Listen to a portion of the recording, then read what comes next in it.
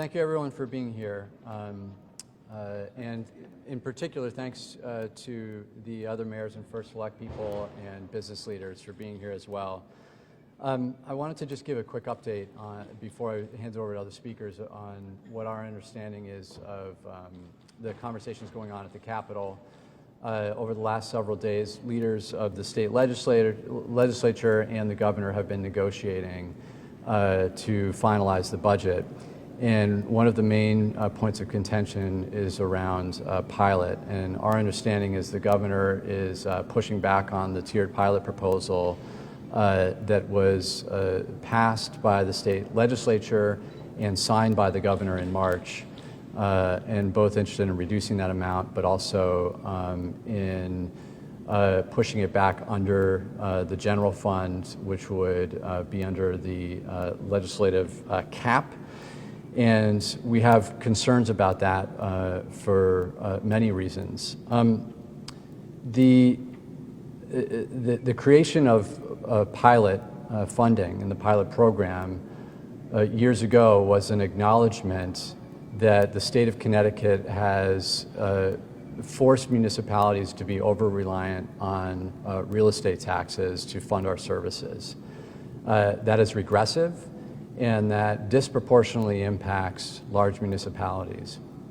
Municipalities like New Haven have nearly 60% of our properties as non-taxable, and real estate values are not directly correlated with someone's ability to pay taxes. And the fact that the state acknowledged that and created the pilot program as a way to address this challenge underscores that the entire state recognizes this issue and has created a tool to address it.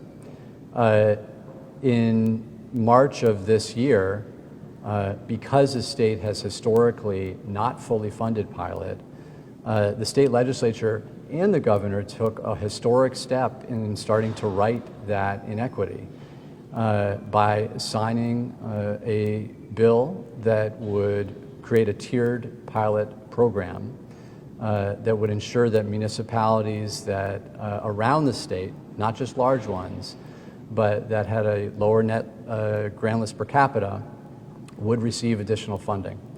There was a coalition of leaders across the state that supported this wholeheartedly because many leaders recognize that this is a way to ensure equity.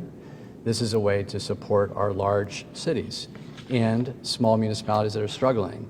And I will read the list of the people that signed a letter advocating for tiered pilot. It is representative across parties, across large and small municipalities.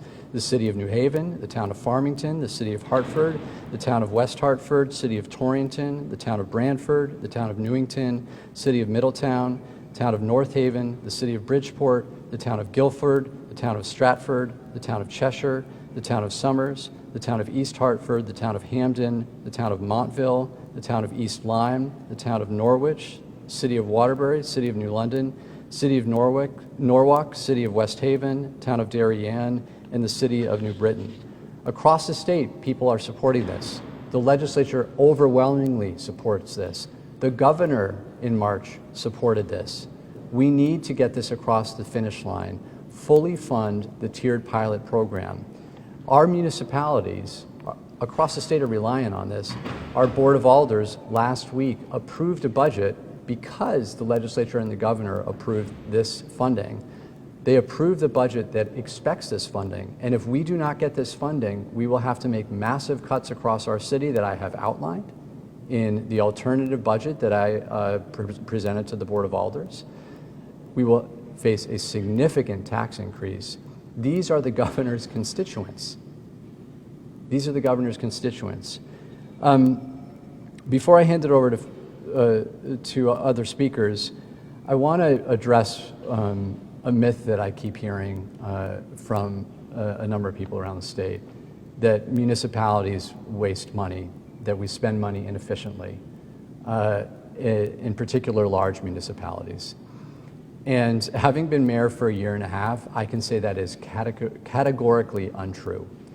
And I'll take an example of, we pay our entry-level officers $50,000 a year, police officers. And they have a defined benefit plan like nearly every other municipality across the state, defined benefit pension plan. The town of New Canaan pays their entry-level officers $70,000 a year. They also have a defined benefit plan. Now, I'm not picking on New Canaan. New Canaan should pay their officers for doing the hard work that they're doing to keep their community safe. Just like I wouldn't criticize any other town for paying municipal employees who are underpaid across the nation what they're worth for the service that they provide to our communities. But the city of New Haven gets a much more efficient bang for our buck when we spend so little money to keep our community safe. This is not about us being wasteful with our funding. This is about municipalities, large municipalities, being unable to collect adequate revenue because of our tax structure. It's plain and simple. And this proposal that we're so close to getting across the finish line, that has widespread support across the state from many municipal leaders, is a huge step in the right direction to address this historic challenge. It's a huge step. We've got to complete this. We've got to get this across this finish line, not just for the large municipalities, but for many municipalities that are smaller around the state that are struggling. I want to thank everyone for being here. I know that there's some folks that actually drove from far away to be here. And I'm going to hand it over first to Mayor Michael Frieda from North Haven, who's been a friend and a supporter. North Haven doesn't benefit a ton from this, but directly, but I think it's fair to say recognizes that we're all connected and our cities thriving allow towns like North Haven to thrive as well. So I'll hand it over to Mayor Frieda. Thank you very much, Mayor Elliker. I appreciate being invited today, your invitation, and Kevin Alvarez, thank you very much. It's a pleasure to be here with my colleagues. I'm really here on three different levels. As North Haven's first selectman, as Mayor Elliker said, we don't benefit as much as many other municipalities do, but for North Haven, it still represents a very nice increase in our pilot program this fiscal year. And as Mayor Elliker had mentioned, we, along with many other municipalities, have budgeted that incremental amount, and our budget has passed to include the incremental amount of pilot. Secondly, I'm here as chairman of the Regional Council of Governments. We work so closely together, ladies and gentlemen, all of our colleagues, regardless of political affiliation, in the region and across the state, and I'm here today to demonstrate my support for my colleagues. And thirdly, I'm here as the past president of Connecticut Conference of Municipalities, working very closely with my friend, my dear friend and colleague, Joe DeLong, our executive director of CCM, and on a larger level across the state, what we see as a region working so collaboratively, that is expanded across the state, working very closely through Joe, the outstanding staff at CCM, for what we do on a collaborative level across the state. So I'm delighted to be here, and I support this program. Thank you very much, Mayor Elliker. Thank you, Mike. Respect for you driving so far away. Mayor Passero, if you could come up and say a few words. Thank you. Thank you, Mayor, and thank you for the invitation to be here today. This is really an issue of equity. Because of our property tax system and the tax exemptions that are placed on our cities, really the poorest tax bases in our state have to support services for our affluent neighbors. Now, since I've been elected, I've felt like Don Quixote fighting this fight. But this year, we are close. This year, there is broad consensus to address this problem. It's a systemic issue that's bringing down our state, and it's about time that the burden of the services that our core cities, our urban centers provide, it's about time that that burden, that cost, was shared equitably across the areas that we service. So in New London, we provide the hospital for the area, but it's only the very small tax base in New London that has to bear the burden of that tax exemption. So that's what this tiered pilot program, and it doesn't solve the problem, but it begins to solve the problem significantly. It's the greatest advance towards solving the systemic property tax issue in this state, the greatest chance we've had in years. So I implore the governor to work with the legislature, to work with the speaker, and move this across the finish line. We're so close. It's first and goal. Let's get it done. Thanks, Mayor Passero. You heard from our neighbor from the north and from the very far east. Now, if we could hear from our neighbor from the west, Mayor Rossi, thanks for being here. Thank you, Mayor Elicker. Good morning, everyone. West Haven fully supports the new tiered pilot program that was introduced by Senator Looney. The City of West Haven is requesting full funding of the tiered pilot program. West Haven has many tax-exempt properties, such as Yale West and UNH as examples. This additional funding is crucial. This newly introduced tiered pilot program is so important to many Connecticut cities, and I want to thank Mayor Elicker for promoting this cause. Please fully fund the tiered pilot program. Thank you very much. And the other mayor from the north, Mayor Lang? I had to travel a long way too, Mayor. Good morning. It's awfully nice to be here in person. I think I just realized that I don't think that you and I have actually been together in 2 years. Anyhow, that's not what people want to hear. I think that what we've learned across this pandemic, as if we didn't probably know it already before, was that the municipalities and the local governments is where the rubber hits the road, and it's where people are counting on their government to get things done. This budget, the tiered pilot program that Senator Looney put forward, and that the CCM and Mayor Elicker, as a leader in Greater New Haven, supported, and Senator Looney got across that finish line. I'll go to a baseball reference. We're in the bottom of the ninth right now, and we have the lead. We need to close it. For Hamden, this means the difference between being able to do additional support services like social services and youth violence prevention. It means the differences between having a police activities league.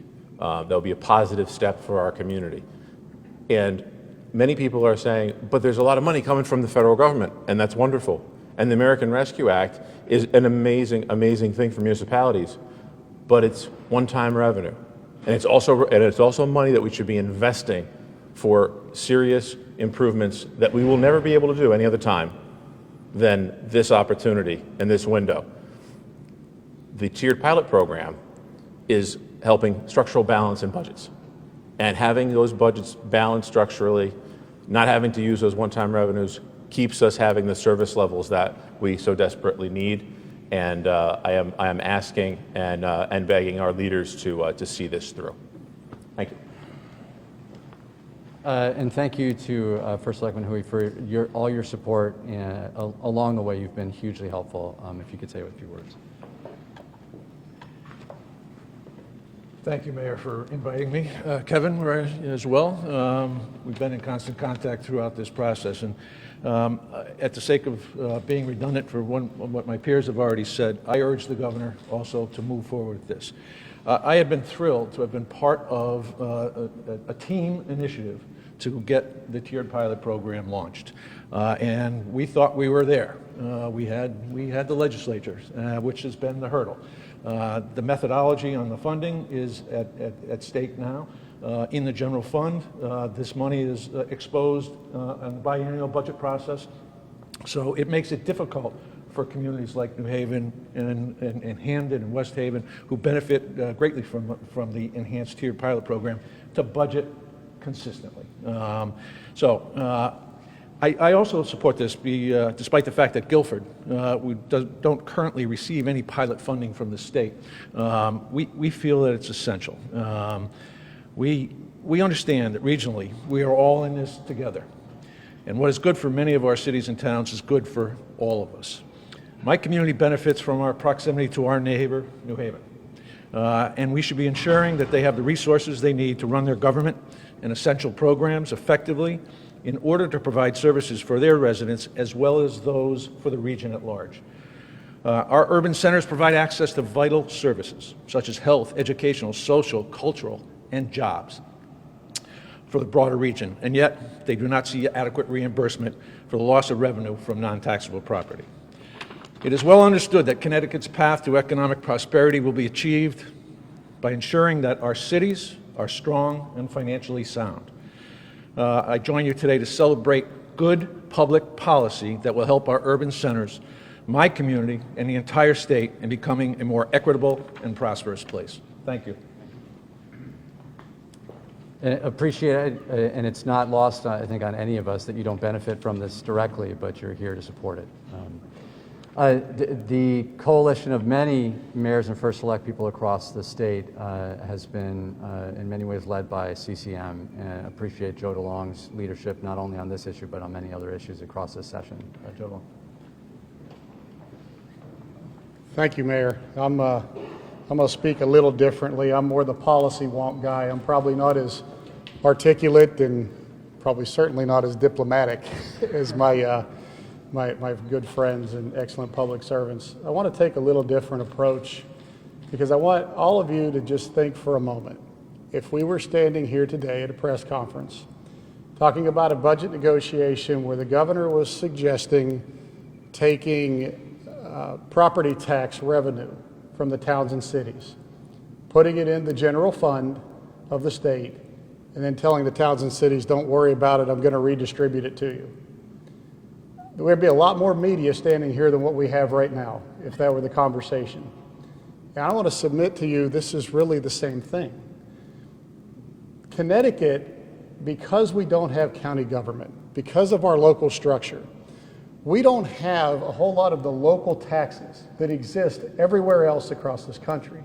Predominantly local income taxes, local sales taxes, in many cases different types of fees, things that offset property taxes everywhere else. Because of our structure, we rely on the state to implement those local taxes for the towns and cities and then to redistribute them.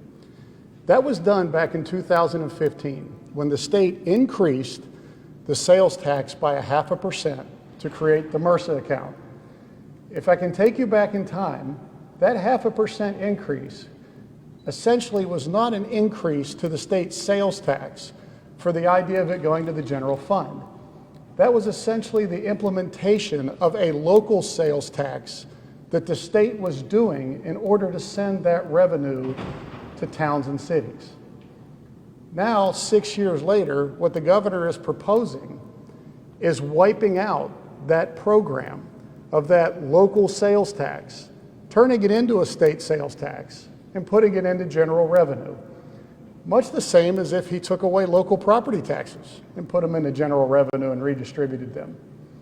And so I want to make that very clear, the policy implications of this. This is a huge policy shift. And so what does that mean? What does that mean to taxpayers? What does it mean particularly to property taxpayers?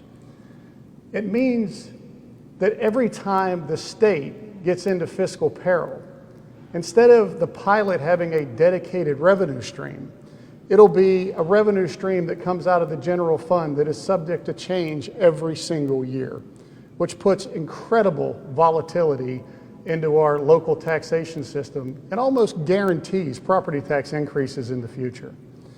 So I'm going to close. I was thinking about this on the way here, being a kid from West Virginia, now in Connecticut. When I grew up, every Sunday, my parents made sure that we went to Sunday school and church. And my favorite song as a kid that we sang every single week was this song about how the wise man built his house upon the rock and the foolish man built his house upon the sand. And what happens to the foolish man when the rains come down and the floods come up?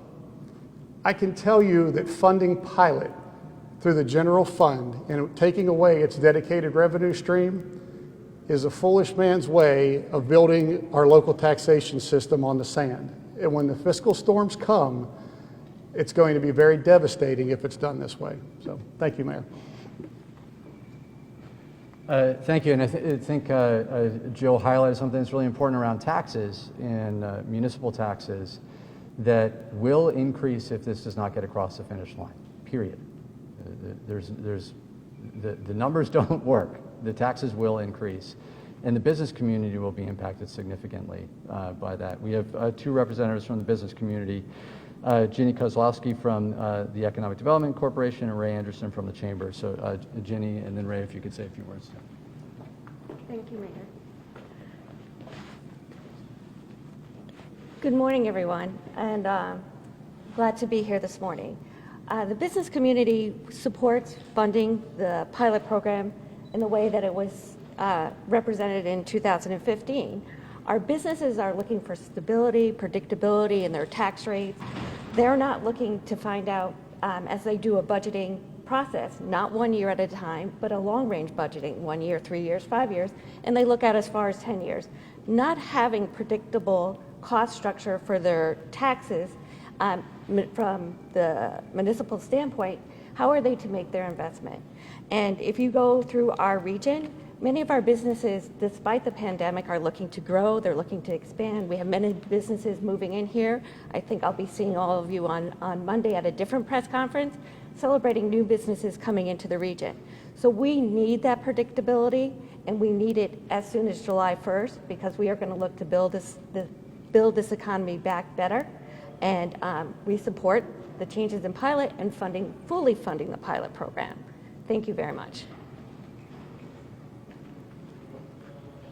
Thank you, and thank you, Mayor.